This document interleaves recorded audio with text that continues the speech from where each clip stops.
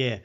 Now, we spoke at length last time before you came, and I thought it was just a year ago, but I just checked the dates and it was actually 2 years. 2 years ago. Yeah. Holy cow. How have you been? Really busy, very busy. But better to be a busy musician than a not busy musician.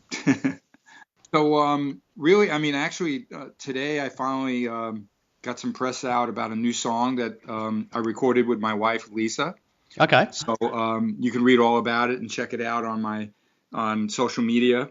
Ultimate Classic Rock, which is a cool online rock magazine, we did an interview with them Yeah. on Thursday or Wednesday rather. So it just came out now, just about an hour ago actually. Yeah. They announced it, and that was very exciting because I haven't actually. There was something I revisited in my past a couple of years ago called KKB, and then before that was really BK3, which was 2010. So this one has a little connection to BK3 because it was a song that wasn't really finished. And my wife always loved it and didn't understand why I didn't finish it, but it was a little more to the pop side of what I write. And we used a version of it at our wedding. So eventually, once we started to finally realize, yeah, let's do some stuff together because we did. On Facebook over Christmas, she sang a Christmas song and it went over really well. And at the Kiss Expo a few weeks ago in Indy, she sang a couple of Kiss songs with me on acoustic. So just another thing to round out my interesting career, of course, and going backwards from today's excitement is just lots of gigs with Grand Funk and the usual running around. Last year I was able to go to Brazil and Sweden and promote my career, and of course the year before it was exciting that I did get to visit Australia, of course, and I was there for a few weeks to do some exciting things. This trip though is going to be playing some places I've never played or I haven't been in 20 years, so that's quite exciting for me. Yeah. Now, last time when you came here, the boys from Sisters Doll backed you up, didn't they? You Right. did the Yes. you did the whole rock and roll fantasy camp thing with them. I did. What's happening this time? Well, actually, something similar. First of all, let's rewind a little. Mm. They were really great students, and I had a lot of respect for their how well they studied what I shared with them when we rehearsed, and how much they really owned it. And I know that they were big Kiss fans, so it must have been surreal for them. But they just worked really hard, didn't get giddy or silly. And then once I went back home to my world, they wound up doing very well with Australia's Got Talent and went all the way to the semifinals. I was very proud of them. And then they wound up, getting a crowdfunding from their fans to record a new record, which I did help them out on. And that actually ties me to them being involved with my shows this year, too. There was no reason for me to. I don't really have a band in America. I need to be clear about that because Grand Funk is my main gig in 17 years now. And Wow.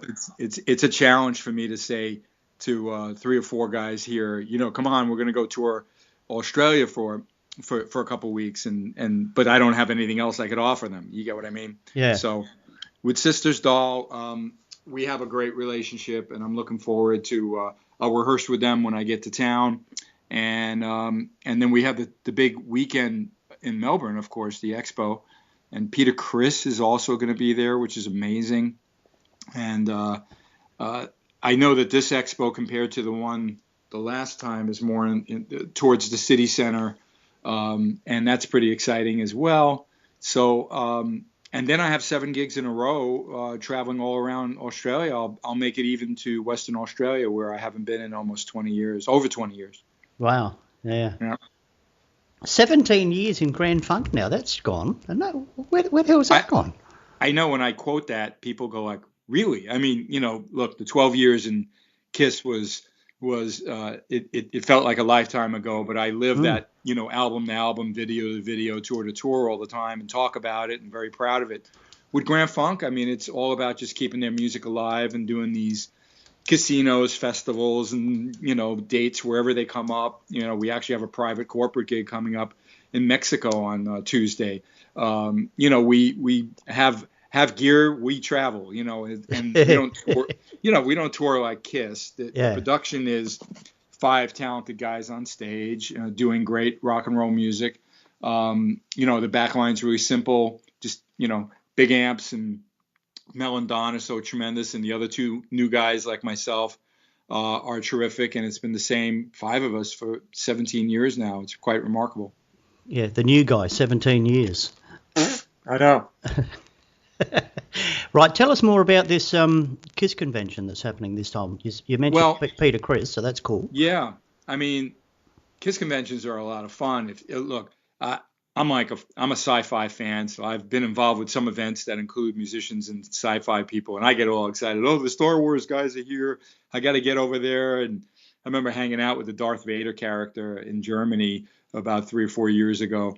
But expos and conventions are a lot of fun, as you can imagine, because if you're a fan, you get to celebrate with like-minded people. But even better, uh, generally you'll have some people closely related to that band you love actually there that you can meet. And I'll be doing a Q&A. I'll be doing a clinic where I kind of pull the curtain away from the back, like how things are done, and I get to perform some of my Okay. actually to some of the Revenge tracks that go over really well.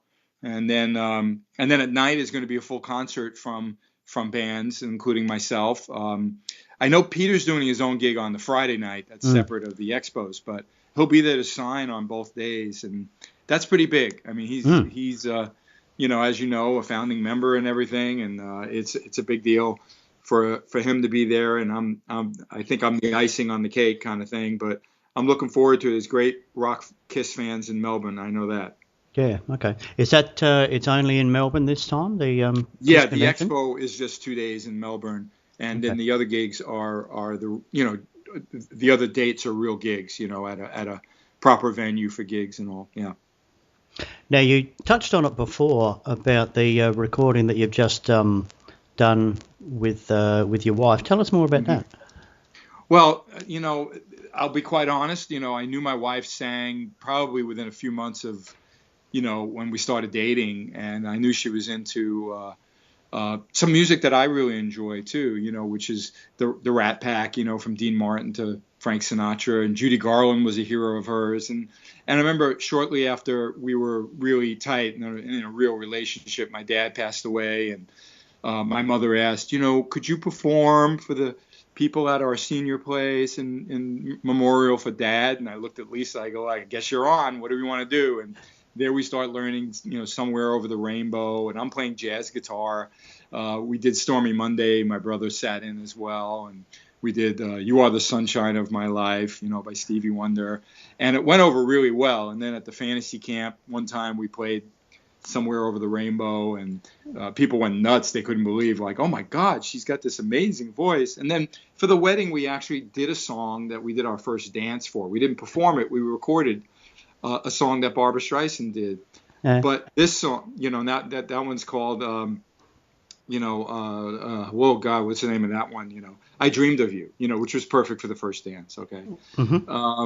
But regarding this song, if I could show you, it was related to the wedding in the sense that it was a song left over from BK3 that our actually a dear musician friend of ours performed when she was walked down at the reception with we were married at the reception, and Gina Paul were there and Eric Singer. That was quite fun. But her son walked her down to this song, if I could show you, that Andrew sang on the piano. And she always said to me, that song is really special to me. I want to do something with it. So last Christmas, we celebrated the holidays by recording a song for Christmas that blew up on Facebook and YouTube.